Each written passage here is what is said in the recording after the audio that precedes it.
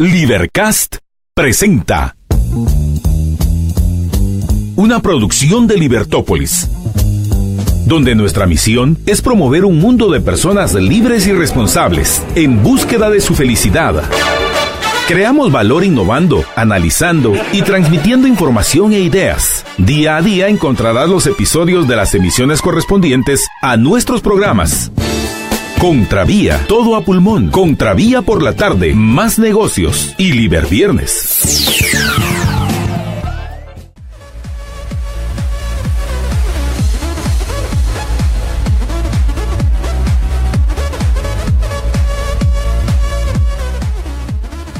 Muy buenas tardes, es un gusto estar con todos ustedes. Les habla María Dolores Arias y arrancamos Contravía PM en una tarde pues con bastante viento.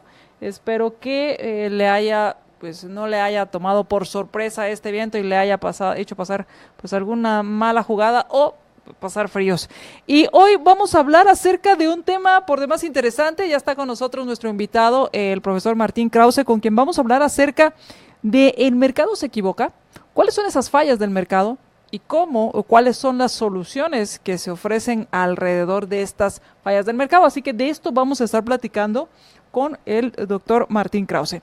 También quiero arrancar hablándoles acerca de algunas notas rápidamente de lo que sucedió o lo que está sucediendo en Guatemala durante este día. Y quiero agradecer a quienes ya se están conectando con nosotros. Muchas gracias a quienes nos escuchan por la 102.1 FM. Lo que acostumbro a decirles, el tráfico complicado, respire profundo y déjese acompañar por nosotros durante su recorrido de regreso o a donde usted vaya. Así que gracias a quienes nos acompañan, gracias a quienes comparten nuestra transmisión, muchísimas gracias, compartan, sigan compartiéndolo, esto es muy importante para nosotros, ayúdennos a aclarar ideas, ayúdennos a dar argumentos, primero a empezar a cuestionarnos nosotros mismos lo que pensamos y por qué lo pensamos. Segundo, a tener argumentos, a poder obtener más argumentos para sustentar lo que pensamos. Así que gracias por compartir nuestra transmisión, muchísimas gracias a Walter Flores, muchísimas gracias a todos los que se conectan y nos escuchan. Así que el mercado se equivoca, de eso vamos a platicar, pero antes quiero contarles que lo que ha sucedido rápidamente en este día en Guatemala. Primero, resulta que hoy pasó la segunda fase, o pasó el segundo debate y va a tercer debate, la Ley de Reconciliación Nacional en el Congreso. Esto pues entre mociones propuestas por el diputado Oliverio García Rodas, diputado independiente, de regresarla a la comisión, devolverla a la comisión que emitió el dictamen.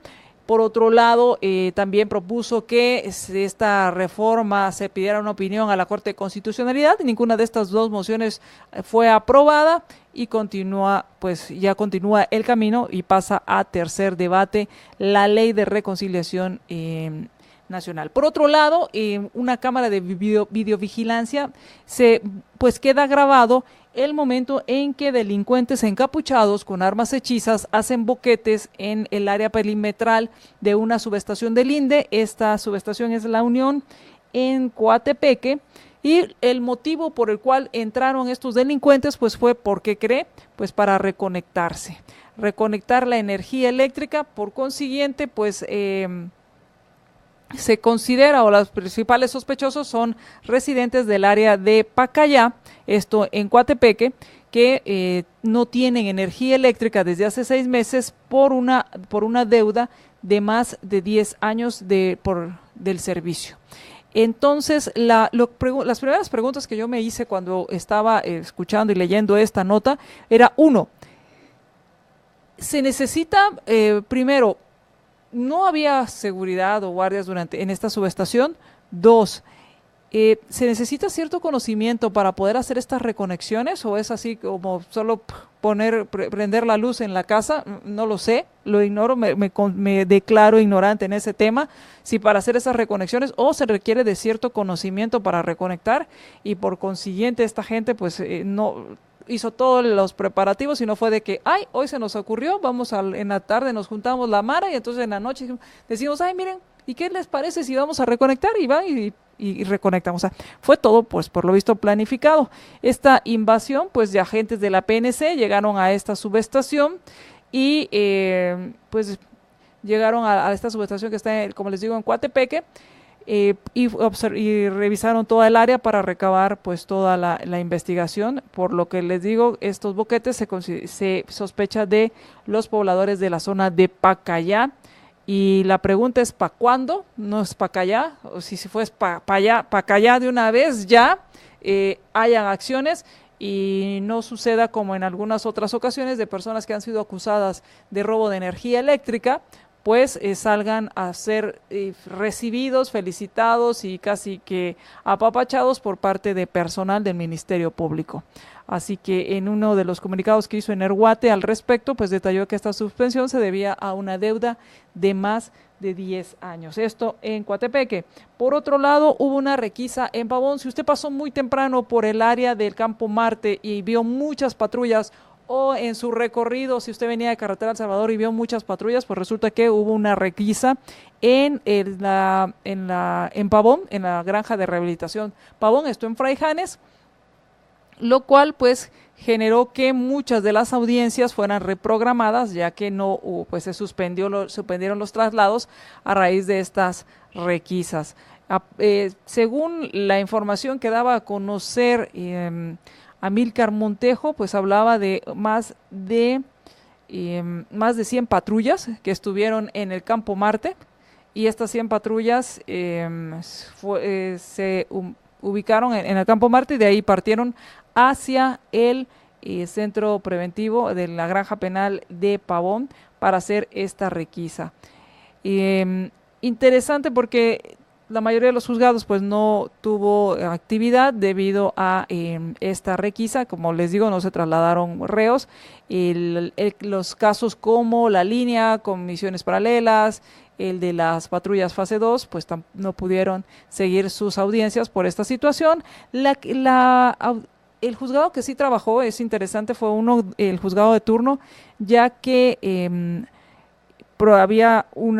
se habían detenido a 2 personas de un robo agravado. Estos 2 personas que enfrente de la embajada, o sea, ya enfrente de la embajada de Estados Unidos, amenazaron con pistola a una persona, le robaron el celular a un automovilista, le rompieron los vidrios. Según la declaración de la víctima, pues le amenazaron con una pistola, le rompieron los vidrios para robarle el celular.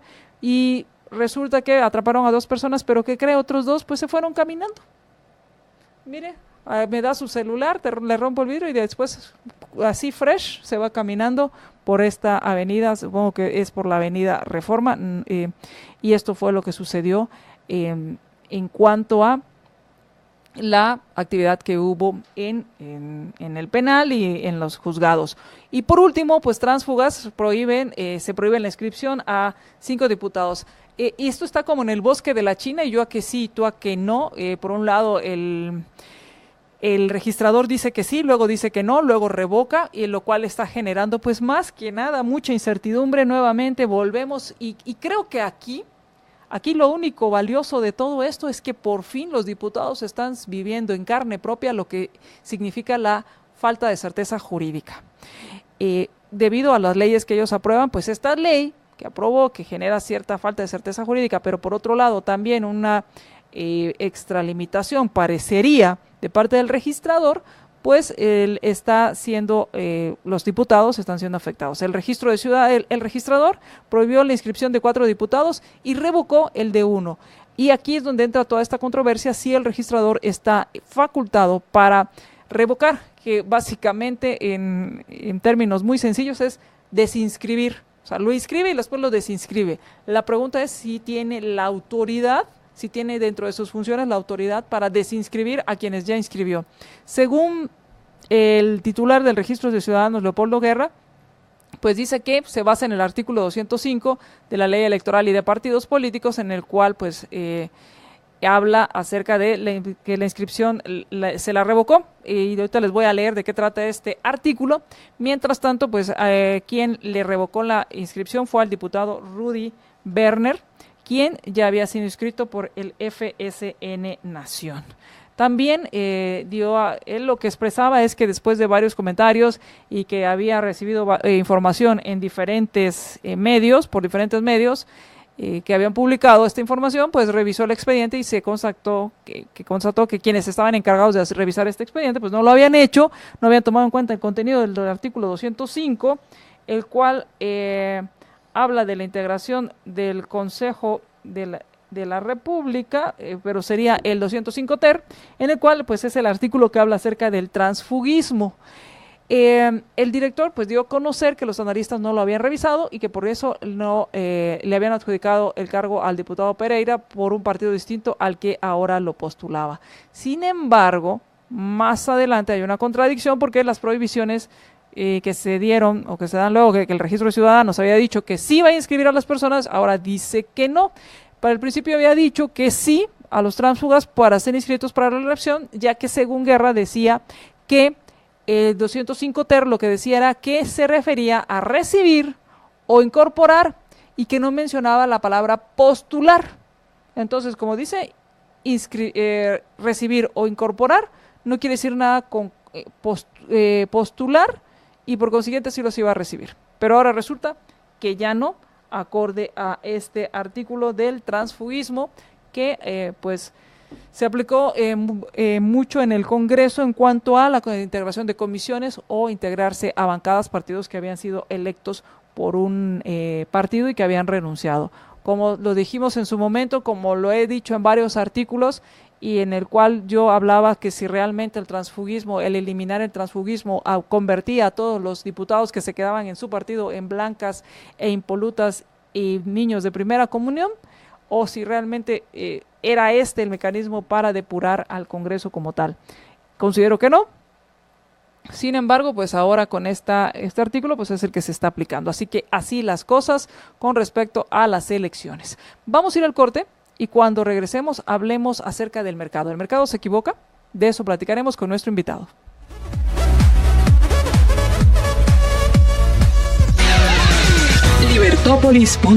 Libertópolis.com. Ideas con valor.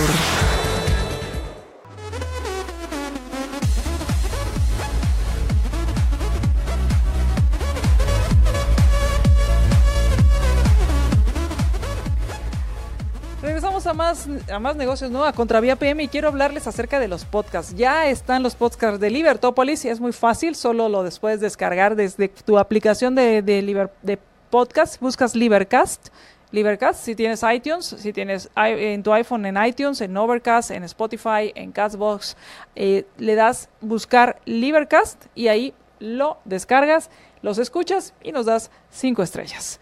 Ya está con nosotros nuestro invitado Martín Krause, con quien vamos a platicar con respecto al mercado, si el mercado se equivoca y cuáles son esas fallas del mercado.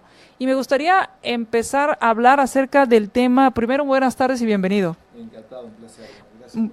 Y muchas gracias por haber aceptado. ¿Y qué se conoce como fallas del mercado? Porque muchas veces se habla de las fallas del mercado. Sí, es un concepto en economía que ha crecido mucho, bastante preciso, digamos, y son problemas, llamémoslo así, que pueden surgir en los mercados para los cuales la opinión muchas veces predominante o la primera opinión que surge es que eso las tiene que resolver el Estado a través de algún tipo de políticas.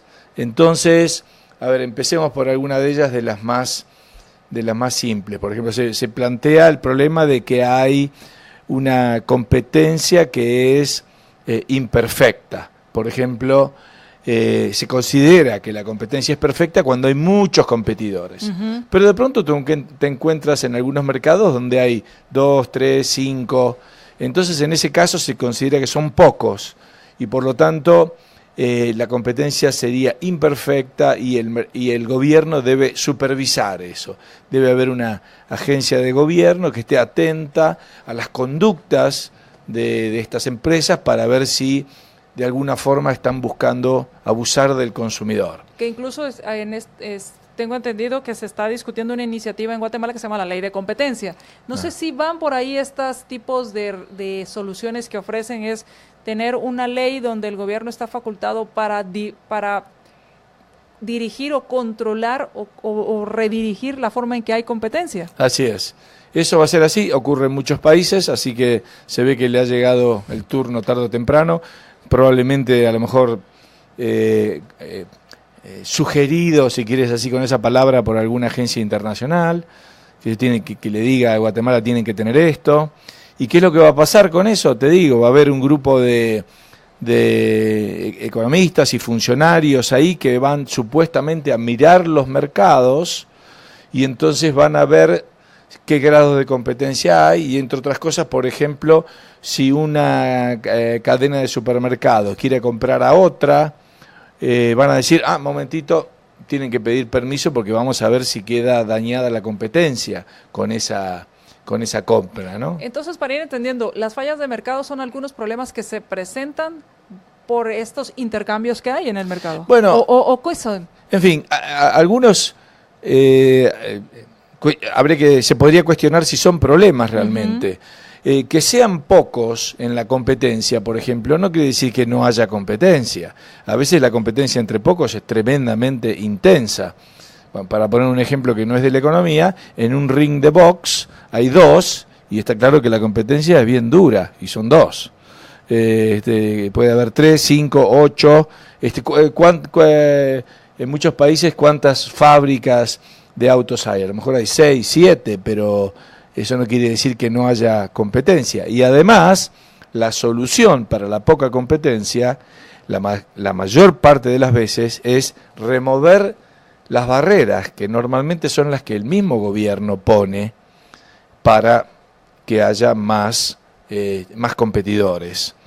Entonces, este asunto de que hay que supervisar a la competencia, hay que tener mucho cuidado porque muchas veces es utilizado por algunos para evitar la competencia de otros, ¿no? Es decir, una empresa que acusa a otro de tener actitudes monopolísticas y a lo mejor la otra simplemente lo que está haciendo es compitiendo. Lo que pasa es que no le gusta la competencia. Es decir, acá caes en una trampa a veces en la cual siempre vas a poder encontrar alguna falla. Es decir, fíjate, si la empresa aumenta los precios, la vas a acusar de que está abusando de los consumidores. Si la empresa baja los precios, la vas a acusar de que se está queriendo quedar con todo el mercado. Y si la empresa cobra el mismo precio que los demás, la vas a acusar de que están en colusión con los demás. Así que siempre la vas a acusar de algo, pero en realidad la mayor parte de las veces están compitiendo igual. Y si hay algún problema, lo primero que habría que mirar no es tanto el mercado y cuántos hay, sino cuáles son las barreras, cuáles son en general las normas que hay que impiden que ingresen más. Entonces, una buena ley de competencia tendría que estar más enfocada en eliminar esas barreras. Claro, es decir, que más que llamarla así, una secretaría de la competencia, tendría que ser una secretaría de la desregulación, diría yo, es decir, para eliminar ese tipo de barreras que impiden el ingreso de nuevos competidores. Pero esa es una nada más, y eso por lo que decís vos ahí se ve. Después hay otras, por ejemplo, una que suele ser llamada de asimetrías de información, que es que, claro, en toda transacción las partes no tienen la misma información. Se pone acá el típico ejemplo, por ejemplo, de si tú vas a comprar un auto usado. Quien conoce el estado del auto es el dueño. El comprador no. Pero la pregunta es, ¿tiene el dueño incentivo para decir realmente cuál es el estado del auto? Y vos sospechás que el dueño te va a decir, no, este auto está perfecto, no chocó nunca, cuando llovía lo dejaba adentro para que no se mojara, en fin, cosas de ese tipo. Y vos decís, no, y esa discrepancia en la información puede muchas veces frustrar muchos intercambios. Entonces, ¿qué es lo que se sugiere? Se sugiere que en ese o en otros muchos casos el Estado regule y obligue a brindar cierta información. Entonces, por ejemplo, específicamente en el caso de los autos, en muchos países hay lo que se llama una inspección obligatoria que tienen que hacer cada año los autos, supuestamente por cuestiones de seguridad, pero también para mostrar cuál es el estado del auto. Entonces todos son obligados todos los años a hacer una inspección en el auto, etc. En realidad muchos de estos problemas el mercado los resuelve, porque incluso este tema de los autos usados y todos los problemas estos de asimetría de información se resuelven con el papel que cumplen en el mercado la reputación y las marcas. Es decir, un vendedor de autos usados a veces es considerado como alguien poco confiable, pero el vendedor de autos usados pone en juego su reputación. Si a vos te vende un auto y te dice, mirá, llevate este auto porque está bueno, y a vos te destruye el auto a la semana, el que pierde reputación es él, y vos vas a ir y decirle a todos tus vecinos, mira, no vayas a comprarle a ese porque te vende cualquier cosa, no es confiable. En cambio, alguien que quiere realmente mantenerse en el negocio tiene que generar una reputación, y la reputación se genera a partir de cumplir y honrar al cliente. Entonces, ¿qué es lo que pasa? Imagínate, esto mismo pasa con cualquier profesional. Vamos a suponer un médico. Yo voy a ver un médico, el que sabe de medicina es el médico, yo no. Hay asimetría de información. Precisamente lo voy a ver porque él sabe y yo no, si no, no iría. Esa es la idea. Claro, esa es la idea. Pero en ese caso se dice, bueno, el médico podría abusar de mí como paciente. Pero la pregunta, entonces hay que regularlo al médico. El médico tiene que ser un médico matriculado, en fin, hay que de alguna forma. Pero la verdad que en el mercado eso no ocurre. Por un lado, quienes supervisan a los médicos son las aseguradoras que los tienen en sus cartillas, digamos. Ellos se preocupan de que sean buenos médicos, de que traten bien a los pacientes. Por otro lado, el médico se preocupa él mismo porque depende mucho su futuro de su reputación. Y su reputación se construye a partir de atender bien a los pacientes y de resolverle los problemas que los pacientes tengan. Esa es la forma en la cual un médico se vuelve prestigioso y logra que los demás hablen bien de él y lo recomienden, etc. O sea que en el mercado hay esos mecanismos de control de calidad y son muy fuertes. Sin embargo, Martín, muchas veces se habla, por ejemplo, en estas leyes, las famosas, y en algún momento leí una noticia acerca de la especulación.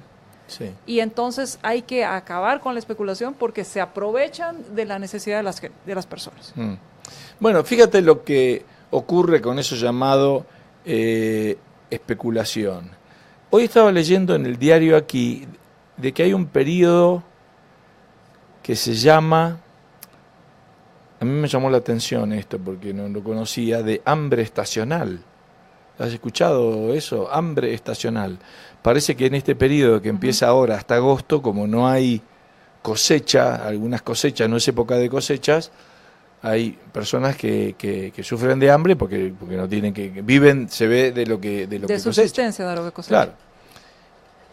Especular quiere decir anticipar de que eso va a pasar y en todo caso comprar maíz cuando estamos en plena venta del maíz y guardarlo para esta época cuando no la hay. Entonces fíjate que el especulador sería aquel que compra maíz cuando el maíz abunda y lo vende cuando el maíz escasea. Aprovecha a comprar a precio bajo y vende a precio alto. Pero en realidad lo que te está haciendo es un favor, porque está llevando maíz en el momento que no hay. Y decir, si no estuviera el especulador, vamos al hambre estacional. Estaríamos todos en hambre estacional. Gracias que hay algunos que compran y lo guardan para venderlo en otro momento, cuando el precio está más alto, porque el maíz está muy escaso. Y ellos al venderlo en realidad hacen bajar el precio. O sea que esto que le hemos puesto como esta condena, digamos, a lo que se llama la figura del especulador, cumple un papel importante en la economía.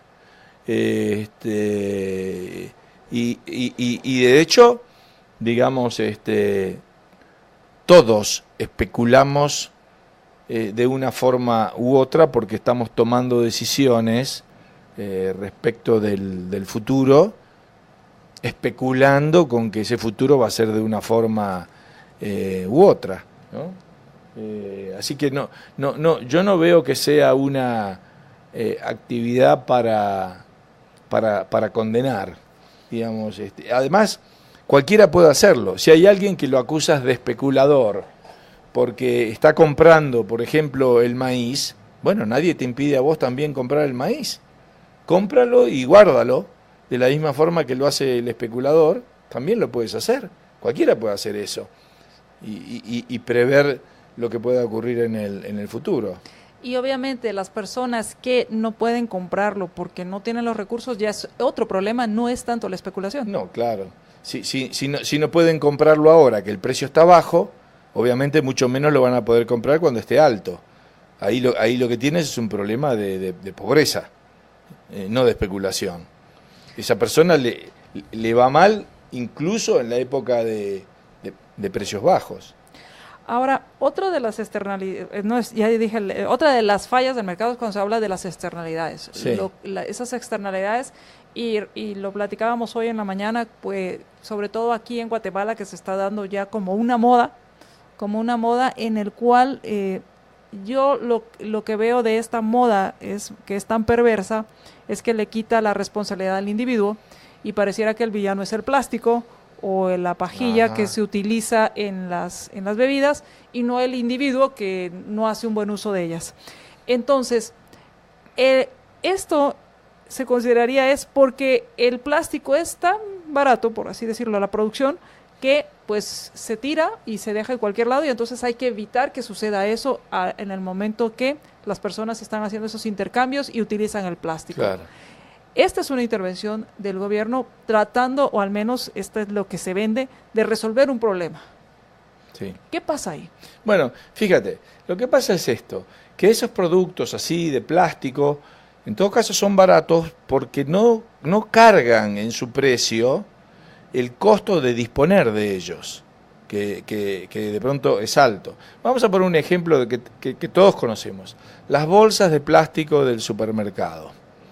Si el supermercado te da bolsas de plástico y tú las recibes porque después cuando tiras la basura, tiras todas esas bolsas de plástico y no tienes ningún costo por ello. O las uso para incluso para poner la basura. Uh-huh. Y a vos te cobran la basura, te cobran una tasa mensual, fija, y no importa que tú tires 10 bolsas o una bolsa, y no importa que tires plástico o que tires bolsas de papel. Entonces, en general, al resto de la gente le da igual y lo tira, a menos que tenga algún tipo de conciencia ecológica y decida no hacerlo. Pero el problema que hay ahí atrás es que tú no te estás haciendo cargo del costo de disponer de esas bolsas de plástico, porque disponer de las bolsas de plástico es mucho más costoso, digamos, que disponer de bolsas de papel. La bolsa se biodegrada y mucho más costoso que tú llevaras tu propia bolsa cada vez que vas al supermercado. Entonces eso hace que la gente en general, a menos que tenga esa conciencia ecológica, que sería bueno que la tenga, las tira, ¿no es cierto? Porque no tiene ningún costo. Ahora, sí, vamos a hacer esto, es medio una fantasía, un escenario hipotético. Si a vos el que te retira la basura te dijera, no me da lo mismo que me des bolsas de plástico o de papel, porque el papel incluso lo reciclo, pero el plástico me cuesta, lo tengo que, no sé, enterrar o qué es lo que tengo que hacer con eso y se degrada muy lentamente. Así que no te voy a cobrar lo mismo. Si me das bolsas de papel, te cobro, digamos, 1 quetzal. Y si me das bolsas de plástico, te cobro 10 quetzales. Yo te puedo asegurar que la gente iría al supermercado y le diría, no me dé esta bolsa de plástico, porque ¿sabe después lo que me cobra el de la basura? Deme bolsa de papel.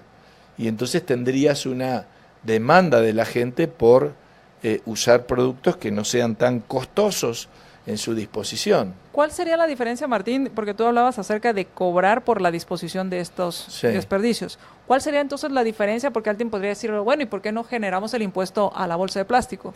O el impuesto al plástico. Bueno, claro, eso va a ser, no le demos la idea porque ya van a venir con eso seguramente, pero eso va a ser la propuesta que van a generar, pero yo creo que, y esto de nuevo, hipotéticamente, en un mercado de la basura, para decirlo así, habría precios distintos para distintos productos, y aquella empresa que recoge la basura hasta estaría dispuesta a recibir gratuitamente todos esos productos que se pueden reciclar, cartón, papel, vidrio, todo eso. Yo si fuera la empresa te diría a ti, mire, dame esto ya clasificado y me pagas con eso. Claro, usarlo como un abono a tu consumo claro, de disposición porque de materiales. Yo como empresa después voy y lo vendo. Esto se recicla. Entonces habría, como te diría, un mercado del reciclado que funcionaría un poco naturalmente, digamos, con la misma empresa que recoge la basura. Ahora no, ahora la empresa simplemente tiene una licencia, cobra una tarifa fija, recibe todo lo que le dan y lo tira en algún lado, lo rellena, no sé cómo se dispondrá aquí de la basura. Pero la verdad es que eso no manda señales a la gente acerca de qué productos debe preferir teniendo en cuenta su costo de disposición. Entonces se genera esto, si quieres llamarlo así, esta externalidad negativa que se generan montañas de basura que ya no sabemos dónde ponerlas y se vuelve un problema que tiene difícil solución, ¿no? Ahora, vamos a ir al corte y cuando regresemos, Martín, también será en muchos casos que el hecho que sea el gobierno el que se encarga de la disposición de los residuos de la basura hace que sea poco competitivo y poco innovador. Cuando regresemos del corte, platiquemos de esto. Ok.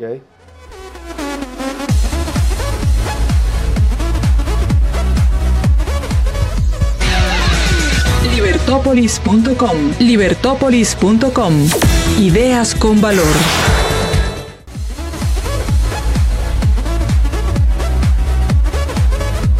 Saludos a Walter Flores, muchas gracias, un gran saludo para ti. Claudia María dice, qué alegría ver al profesor Martín Krause, un académico de alto nivel.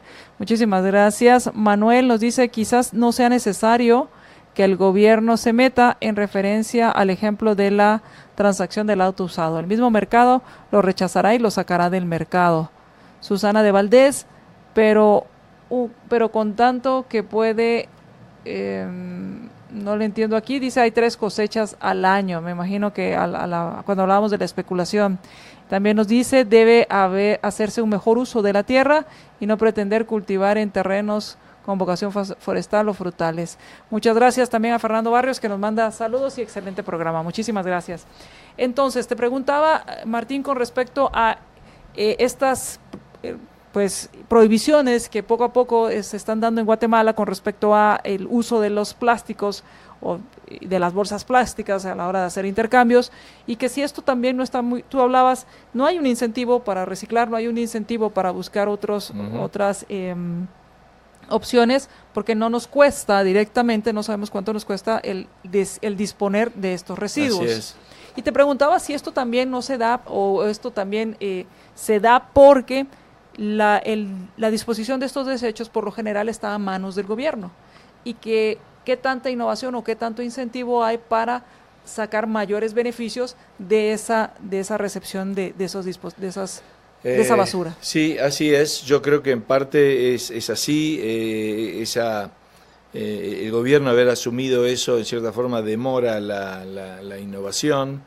La tecnología va cambiando, pero habría mucho más incentivos. Por ejemplo, hace años, no sé cómo sería aquí en la ciudad de Guatemala, pero la basura se quemaba. Y ocurría en algunas ciudades, por ejemplo Buenos Aires, una de ellas, en la cual cada edificio tenía como un pequeño horno donde se quemaba su basura. Esto llenaba a la atmósfera de humo, y la ciudad los edificios estaban todos medios grises, hasta que en algún momento se prohibió la incineración de basura. Era algo muy contaminante y muy sucio. Pero la tecnología ha cambiado ahora. Ahora hay una tecnología que permite quemar la basura y que no salga nada, sí, prácticamente. Entonces se vuelve de pronto una forma de disponer de la basura que es mejor que que disponer de ella enterrándola, por ejemplo, ¿no? Porque cuando se dejó de quemar, de incinerar, se fue a lo que llaman rellenos sanitarios, digamos, que es enterrar a la basura. Pero esa basura que se entierra tarda muchos años en degradar, genera gases, o sea que no es perfecto tampoco. O sea que hay tecnología, pero estoy claro que los emprendedores, si se permitiera y estuvieran en ese negocio, seguramente generarían tecnologías muy, muy novedosas. Siempre lo que voy a decir es poco serio, digamos, pero siempre recuerdo la película Volver al Futuro, no sé si te acuerdas esa, donde había un científico que tenía una nave un DeLorean. Un DeLorean que iba... Bueno, en algún momento viene el científico con el DeLorean, lo para, abre un tacho de basura y le tira a la turbina simplemente alguna basura que sacó de ese bote de basura.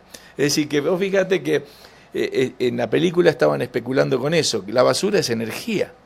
Es una fuente de energía también. El asunto es encontrar una buena forma de aprovecharla. Ellos daban a entender de que en el futuro ello ya era así. Con lo cual, si uno se pone a pensar, y esto es un poco loco en este momento, a lo mejor vos tendrías el día de mañana una casa en la cual, por un lado, recibís energía del sol o del viento, si es un lugar de mucho viento, y por otro lado tenés como una pequeña turbina en la cual tirás la basura, y ahí mismo eso genera energía para tu propia casa, ¿no es cierto? O sea que incluso podrías utilizar en algún punto la basura para energía, o si hay un buen sistema de incinerado para calefaccionar tu casa en el invierno. Simplemente lo que haces es quemar la basura en vez de tirarla, y la quemás de una forma que no genera otro contaminante. Bueno, ese tipo de cosas yo creo que incluso, te voy a decir, creo que tarde o temprano van a llegar, y que bastante probablemente van a volver obsoleto este mecanismo de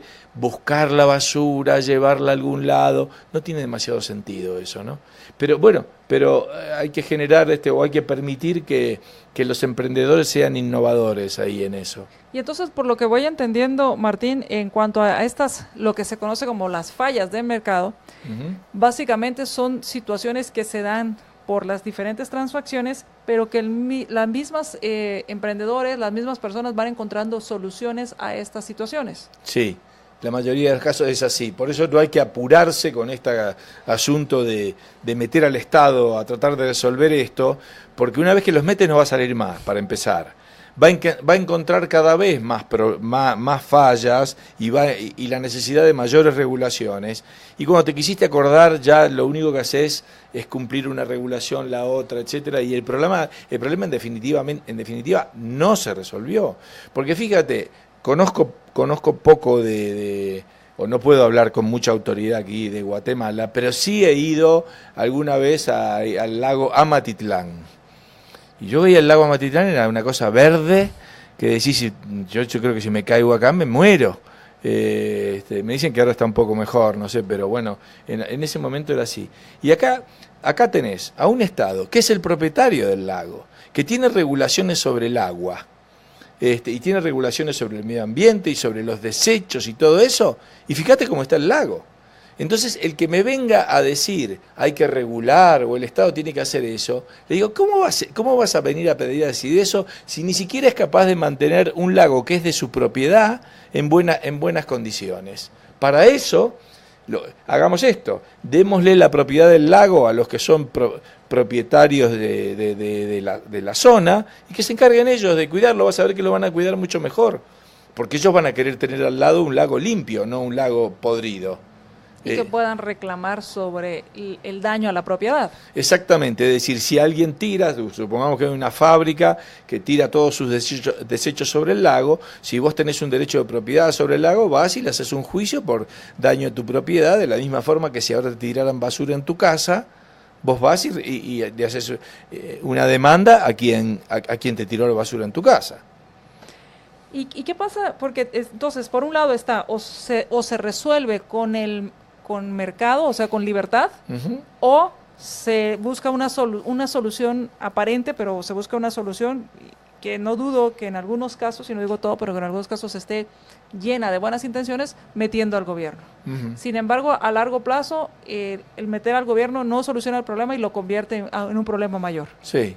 ¿Qué pasa, por ejemplo, en el caso, diríamos, bueno, por el agua, pero por ejemplo, la salud, los alimentos, ahí sí tiene que estar el Estado? Bueno, tú dices respecto a la calidad de los alimentos. Calidad de los alimentos, ¿qué medicamentos? Por ejemplo, importar un medicamento es casi que imposible en cuanto a que todos los registros sanitarios que hay que sacar para poder comercializar un medicamento aquí en Guatemala. Sí. Bueno, ahí es donde, de nuevo, cumplen un papel central en el control de esto, el prestigio, la reputación y las marcas. Porque si tú me dices tienes que tomar este medicamento porque te duele el estómago y me dices sí, me compré algo y un medicamento, ¿y quién lo produce? XX en Nigeria. Digo, ¿vos estás seguro de eso? Porque acá está otro de Bayer. Bayer me parece que es una marca que conocemos y que tiene varias décadas y una reputación enorme. Es un laboratorio alemán, fíjate, no sé, porque ese XX no sé quién es. Bueno, ese es el punto de las marcas, es que te garantizan una calidad porque tienen en juego una calidad. Y un nombre. Fíjate, por ejemplo, vamos al otro caso, el caso de los autos. Si viene alguien y te dice simplemente esta palabra, Ferrari, ¿hay que preguntar algo? ¿Hay que decir algo? No, espera que lo mando al mecánico para que vea si es un buen auto. No hace falta hacer eso, es Ferrari. Y Ferrari va a querer mantener el primer nivel de calidad de eso porque su nombre está en juego. Porque si se llega a empezar a decir, no, resulta que Ferrari, mirá, son malísimos los autos, es lo peor que a Ferrari le puede llegar a pasar. Y así lo mismo con cualquier cosa, lo mismo puede ser con el pollo campero. Y lo mismo pasaría con la reputación de la tienda de la esquina o del negocio de comida de la esquina donde uno va a comer, pues ya sea en la oficina o cerca de la casa. Exactamente. Digamos, esa persona que está ahí quiere entrar contigo en una relación repetida, digamos. Es decir, básicamente, si tú vas a ese restaurante a almorzar al mediodía cuando estás en la oficina, suponte, tú vas a ese restaurante, ese dueño del restaurante quiere que tú vengas mañana y quiere que tú vengas pasado y así. Y que entonces, en algunas lleve a mis amigos. Y exactamente. Entonces, si vos vas el primer día y yo te trato mal y te doy una comida horrible y que además te enfermas, no vas más. Ahora, ¿cuál es mi incentivo y mi motivación? Darte una buena comida, que vengas mañana, tratarte bien, guardarte una mesa si sos un cliente habitual, porque quiero que vuelvas. Y así es en cualquier actividad. Si yo soy un abogado, quiero tratarte a vos y que vos vuelvas.